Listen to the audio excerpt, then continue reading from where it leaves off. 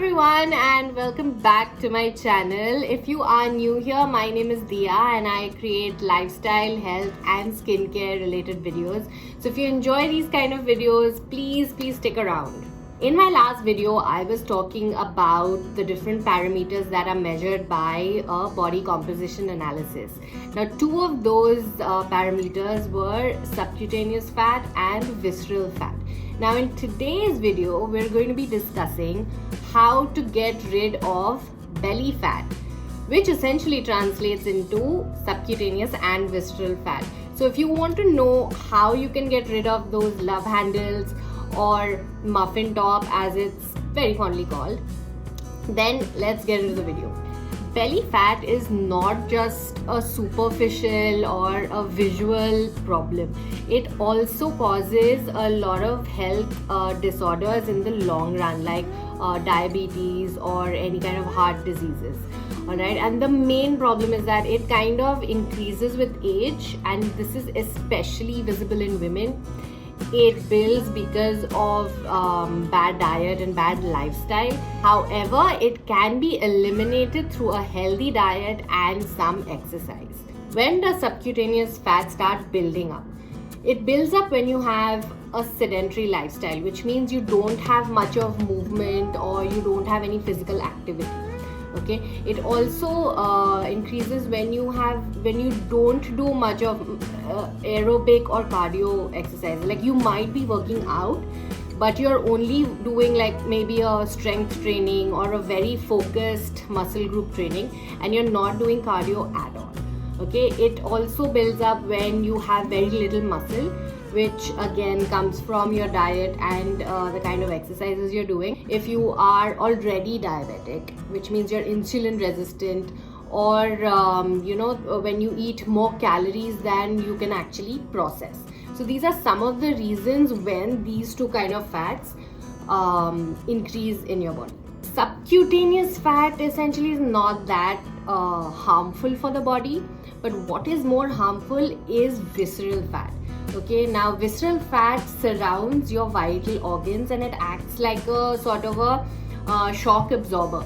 Okay, but in excess it can start damaging your organs because it causes a sort of inflammation, which then creates issues for your vital organs. Subcutaneous fat is the one which is right under your skin.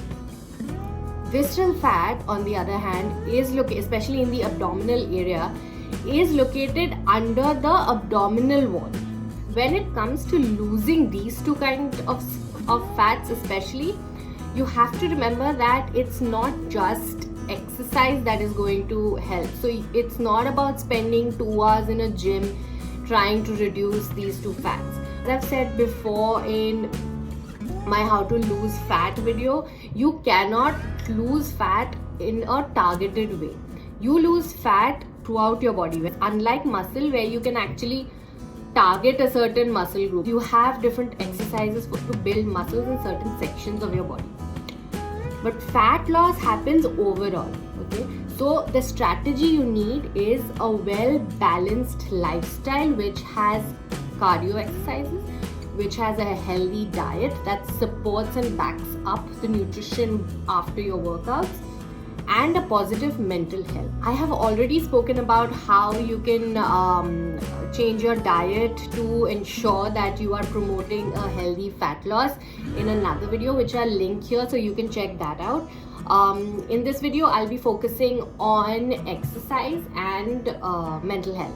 The most effective exercises that actually help in burning fat are cardio exercises, high intensity interval trainings, strength training. Let's go into them one by one. Cardio means any kind of activity which gets your heart pumping. Running, jogging, certain warm-up exercises like jumping jacks. It's better when you do a longer set of cardio exercises to burn fat. Now what happens is, if you are only doing strength training, your muscles will build. Your muscles are toning inside. Okay, but that visceral fat is not going anywhere.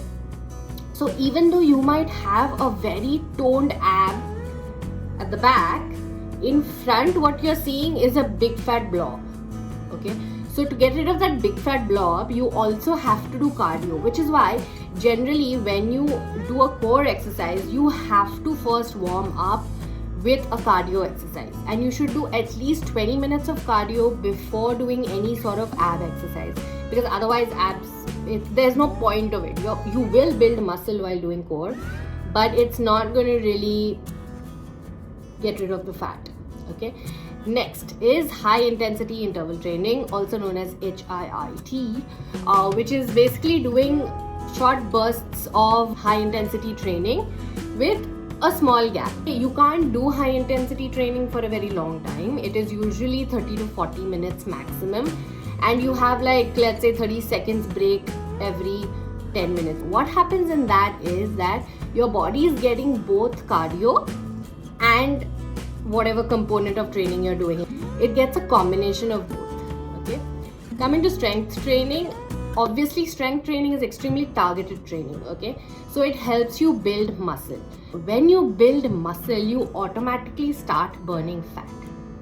Okay, and even after you've done, you burn fat throughout the day. Best thing that I would recommend is combining all three. More like a complex exercise which helps you burn fat and build muscle at the same time. So even when you're not working out, your body is still burning fat.